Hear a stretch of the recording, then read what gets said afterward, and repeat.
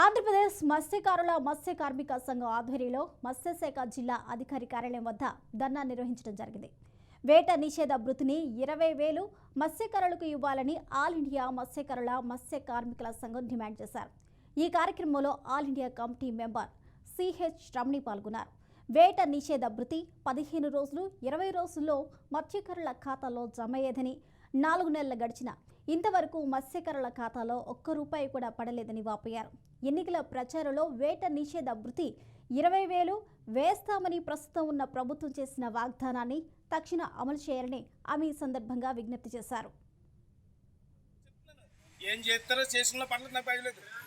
ఉన్న మాట చెప్తున్నాను. గతంలోంచి కష్టపడి వాడికి మత్స్యగారు అన్నవాడికి గతంలోంచి చెప్తున్నాను 27 రూపాయలు ట్యాక్స్. ఈ మొగుడు పిల్లలు పొద్దున్న సాయంత్రం దాకా 120 రూపాయలు ట్యాక్స్ కడుతున్నారు.